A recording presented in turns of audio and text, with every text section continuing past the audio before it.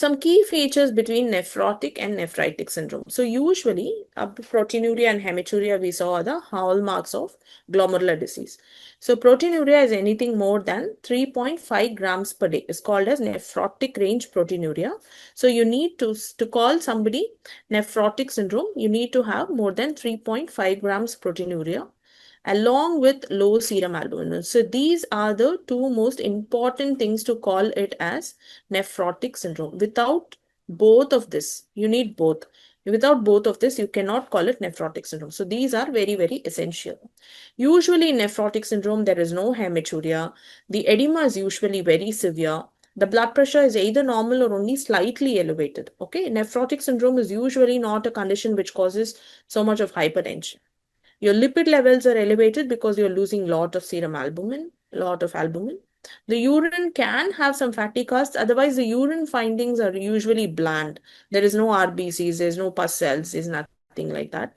The common causes of nephrotic syndrome usually is going to be minimal change disease, focal segmental glomerulosclerosis, or your membrane is nephropathy, and rarely amyloid also can cause nephrotic syndrome. The management focus is usually based on immunosuppression, steroids, and it's based on reducing proteinuria because it's going to be massive. So you have to reduce the proteinuria by some means and control the edema. On the other hand, if you look at nephritic syndrome, the proteinuria is never in the range of what you see in nephrotic syndrome. So it's usually mild to moderate proteinuria and less than 3.5 grams per day. Hematuria is often present, and if you do the urine analysis, you can find RBC casts and dysmorphic RBCs. The edema is mild to moderate. It's never the massive edema that you see as a nephrotic syndrome. The serum albumin is either normal or only slightly reduced.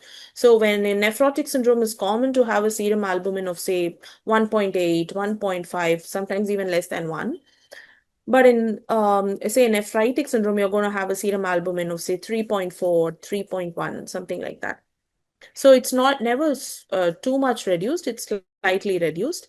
The lipid levels are normal in nephritic syndrome. The urine findings we already discussed. And the common causes for nephritic syndrome for such a presentation would be IgA nephropathy, infection-related glomerulonephritis, RPGN, when there is severe reduction in GFR, all that.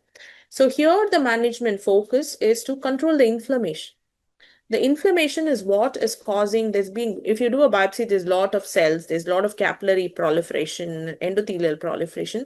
So there's a lot of inflammation going on if you do biopsy in a patient with nephritic syndrome. So you treat the inflammation and treat the secondary causes. Like if you have FSGN, would you infection-related glomerulonephritis, you treat the infection.